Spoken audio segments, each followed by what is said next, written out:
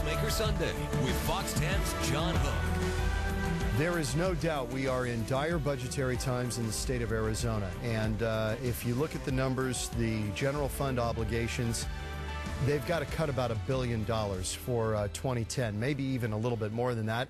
And what you're seeing here is a rally earlier this week at the state capitol demanding that education be spared the axe, which is on the chopping block because, after all, education makes up 51% of the Arizona state budget. It's a big chunk. 45% of Arizona's state budget is protected either by voter initiatives or federal mandates. So there's only so much you can cut, and there are only certain places you can cut. And so education is sometimes and often in the crosshairs. We're going to talk about it this week with a guy who spends most of his time studying this. This is Matthew Ladner. He's with the Goldwater Institute. Does a lot of work looking at education in Arizona. Let's go over a couple of true-false questions. Arizona does not fund education. It's terrible. That's false. If you look at the total revenue spent on K-12 schools in this state and divided by the number of students, what you find out is that the total revenue is over $9,000 per pupil, which is far more than we give for charter schools and far more than private schools spend on average. So the Goldwater Institute's position would be that with that much money going per student, $9,000, you should be able to get a pretty darn good education for that. Well, the real problem we face here, now we do have this budget crisis, and it is a crisis, and there will be people laid off, and that is tragic. But the real education crisis in the state is that we put in $9,000 per pupil in revenue, and 44% of Arizona's fourth graders score below basic on the Nation's Report Card reading test. 44%, including 25% of the middle and higher income Anglo children. So attention, leafy suburbs. We do have education problems here. We have financial ones, but we have a more serious academic crisis. We just had Tom Horn on last week, the superintendent of public instruction in the state, and he said you have to look at a cost analysis, that while the funding in some of these studies you see nationwide is 49 out of 50 states, that the test scores, talking about the Ames test, compared to other states nationally, we rank above the middle. So he said for what we're putting in, we're getting a pretty darn good result. True or false? False. The truth is that Arizona, on the most reliable set of data we have, Arizona ranks below the national average consistently and has consistently done so since the early 90s. You know, it's simply a myth that the Ames is not something you can compare to other states. When you look at the most reliable data, we're near the bottom. Okay, so is the problem money? Is more money the answer?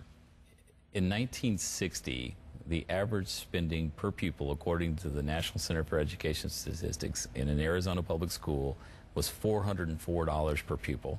You adjust that for inflation, that's about $2,800 per pupil. Today, we're giving over $9,000 per pupil, okay? And 44% of our students score below basic in reading. Where's the money going? The money is not being spent efficiently. That's the bottom line. The fault of whom? It's the fault of the way we've set up the system. I mean, we have a system of public education in this country that, for instance, still gives children summers off to go pick crops, right? That hasn't changed in a long time. Florida Governor Jeb Bush described it as an 8-track in an iPod world. You know, it really needs to be modernized and to be focused on student achievement. That's the real problem. We fundamentally have not focused our resources on student achievement. And last week, the Auditor General, and correct me if my figures are wrong, came out and said that for every dollar spent on education in Arizona, only 53 cents ends up in the classroom. That's a dismal figure. It is, and I've seen similar figures. I mean, I think the thing is for people that want public education to work, which include me. I mean, I went to public schools. My mother was a public school teacher, and my children attend public schools. There ought to be a broad tent of us who are willing to focus on ways to make it more effective. If you want children to learn more, the biggest possible gains that we can make is to improve the efficiency, the bang for the buck. Let me run tape number 2. This is just a random bit of sound from out at the rally on Wednesday. Take a look. In the budget cuts that are going on, I mean, a lot of schools shouldn't have to lose their arts and all that stuff because they can't make it, and it's just a really big deal. A lot of the sports are going to go away because they just don't have the money to support them, so it's just ultimately a bad thing for everyone. This is the kind of sound we're hearing over and over. Is that all legitimate? It's all true. Or are the districts choosing to target things that will get a public reaction? I wouldn't say that. No, it's true. There will be layoffs. It is going to happen. Real people's lives are going to be affected, and it is going to be gut-wrenchingly unpleasant to be a school administrator over the next 2 years. There's no doubt about that. Administrator or teacher? Or both. Both of those things. It's not going to be pleasant or easy. However, I mean, notice what they were discussing. We value arts. We value sports. But we live in a state where 44% of our fourth graders can't read. And this is an example of what I was talking about. A lack of focus on the real academic basics is really what we need to get a hold of. There was a woman out at that same rally who said, and it ended up on our air, she said, it's sad in this state that we spend more money on prisons than schools. Absolutely false. It is false as a percentage of the budget. Education is much larger. But it is true that a lot of these kids who don't learn how to read are the ones that wind up in prison. It's, you know, it's a back-end crisis that happens here, you know, in the front end in elementary school. If you don't learn how to read in the first 4 grades, what the research shows is that you almost never catch up. I want to give you some reaction from one of the state lawmakers. I believe this is Barbara Leff from Scottsdale or Paradise Valley. Take a listen to what she said at that same rally. I think the most important thing for parents and for teachers to understand is this budget cut has not happened yet. It has not happened. I won't vote for a budget that decimates public education. That is true. I mean, they're hashing it out right now. There are no things set in stone, in part because we don't really know exactly how much federal stimulus money we may be getting. And some of that depends on us not making cuts in certain programs to qualify us for getting that money. That's true. There are some unknowns out there. There are some unknowns. However, when you look at the big picture, as you said, you know, a very large percentage of the budget goes to education, and the state faces a huge structural deficit. Bottom line, we're spending a lot more money than we're bringing in, and that is not something that can be sustained. You know, in the long run, if you go back to 2004, the general fund budget in the state was 6.5. You know, at the top of the bubble, it was 10.2, and now our revenues are trending back towards 2004. Ultimately, those things have to add up, you know, in the long run. The stimulus, these other things, they come in, they come and go, but, you know, you can't, you know, for a prolonged period, as we've done for the last 2 budget cycles, unfortunately, pass budgets that have nothing to do with how much money you actually have. Sooner or later, that catches up to you, just as anyone who's tried to live on their credit card for, you know, a long time knows. Now, Goldwater Institute, in the purpose of full disclosure, is a conservative, wouldn't you say a conservative think tank, basically? I think that's fair. Okay, so we'll preface my question with that. Who's to blame for this? Well, there's plenty of blame to go around. I mean, it is a Republican legislature. Dominated. It is. It's clear that what happened was over the last, especially 3 to 4 years, that a lot of money came pouring into the state as a result of the housing bubble. And for any lawmaker, it is very, very tempting to spend the money as it comes in. But what they wound up doing was to create long-term, permanent spending commitments with what turned out to be temporary revenue sources. And there has to be adjustments made, including in education and in higher education, that are going to be unpleasant, that no one is going to enjoy, but might give us the chance to reconsider the way we've been doing things, because the way we've been doing things have not been working out for a lot of kids, even, you know, at $9,000 per pupil. Even in our newsroom, when we were covering this story, dealing with the rally, I brought up the point that 51% of the state budget goes to education, talking about higher education and K through 12, and people in here said that can't be right. Because of all the news stories that have been written, you would assume that education is getting short shrift. Right. But in reality, education, that is a big cost to every state in the union. It is. It's a big chunk of where the money goes. It's a lot of money, and we need to be in a position where we start asking, you know, and expecting a lot more for it, you know, not only for our K-12 students, but for our university students. The four-year graduation rate at both Arizona State University and the University of Arizona is 28%. That's a problem, and it ought to be addressed. We're back in a moment with Matthew Ladner. He's with the Goldwater Institute. He is the Vice President of Research, very up to speed on education issues with Goldwater. We'll be back to talk about that. And a reminder, at the end of the program, we're talking to Sam Crump about where the photo radar thing is going in the state legislature. He'll be our guest toward the end of the program. Back in a minute.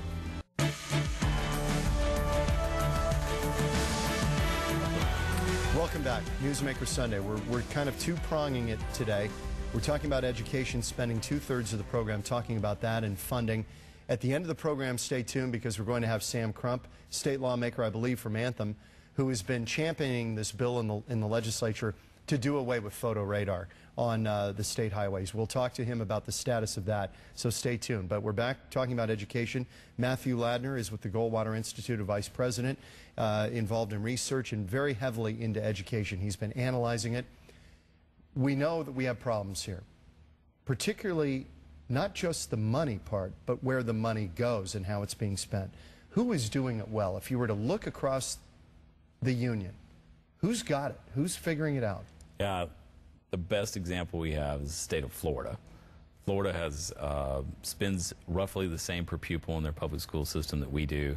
They have a demographic profile that's very similar to ours. About half their students are free reduced lunch eligible. About half of ours are. About half of their students are ethnic or racial minorities. The same is true here in Arizona. Okay, and back in 1998, Florida's test scores on the nation's report card were just as bad as Arizona's. Okay. But what Florida did is to put in a comprehensive set of education reforms that included a whole lot of different things, including expanded school choice, including banning the social promotion of children in elementary school who had not acquired the proper literacy skills, alternative teacher certification. Half of all new teachers in Florida are now coming through alternative certification routes. What does that mean, alternative certification? We typically require someone to take about 30 hours of education courses in a college of education before we will certify them to teach.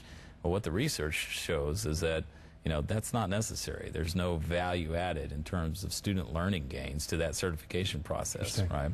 So when you do this, you're denying yourself access to a lot of talented people who would like to teach as a profession. So Florida created a lot of different routes that junior colleges, that school districts themselves set up so that the people can test their way into the teaching profession. And the scores, I mean, there's a lot of things that Florida did, but the scores gains in Florida have been so dramatic on the nation's report card that in 2007, Florida's free and reduced lunch eligible Hispanic students, okay, we're talking about very low income Hispanic students, scored higher on fourth grade reading than the statewide average for all students here in Arizona. That's an indictment. No, I actually look at it as something very positive, because what this tells you is Florida's African-American students almost tie Arizona's score on fourth grade reading. Fourth grade reading is critical. What this tells me is that demography is not destiny.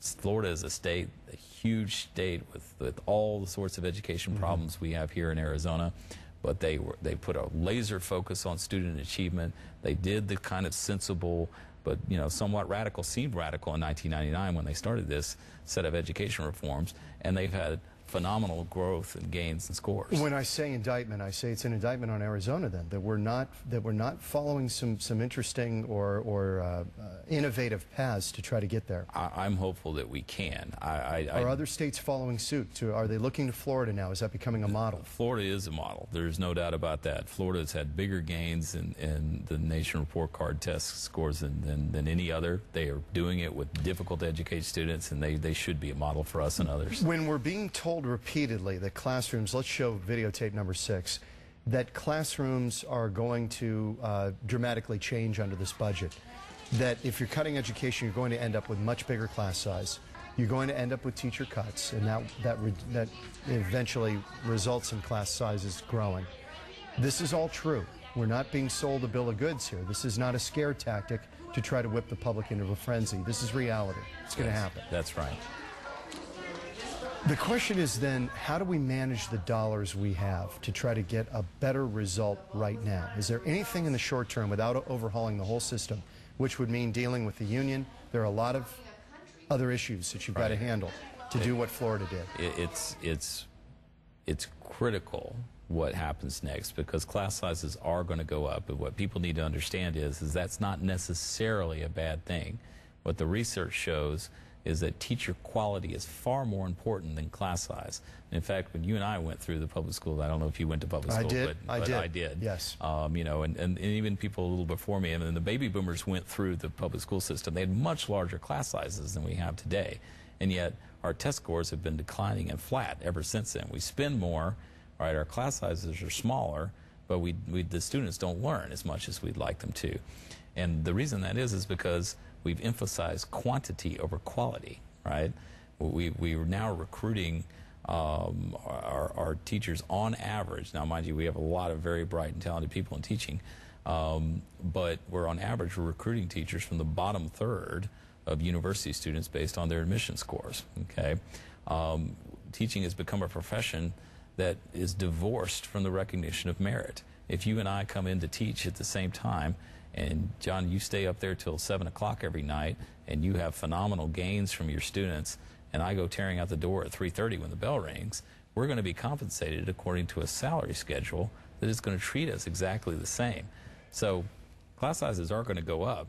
If we actually did this in an intelligent way that would send more students to high-quality teachers, the research shows that the kids would be a lot better off. Even in bigger class sizes. Even in bigger class sizes. However, if what we do is to not pay attention to where we're sending the kids, if you send more kids into larger classes with ineffective teachers, that really will be bad. We've talked, and we talked about it with Tom Horn. Has choice in Arizona been a good thing ultimately for public schools? I mean, you've got charter schools, you've got kids who are going to Catholic schools. You've got many choices, probably more choices in Arizona than anywhere else in the country. That's true. Has that been a good thing for public education? There's no doubt it's been a very good thing. In fact, if you look at the greater Maricopa County area and rank the high schools based on their reading scores, what you find out is that 9 out of the top 10 of those schools are charter schools, and the other one is a magnet school located in Scottsdale. Competition then. Competition is good, but the reason why I often have people ask me, well, if parental choice is such a great thing, then why are Arizona's national test scores so low compared to the other states? And the answer is very simple.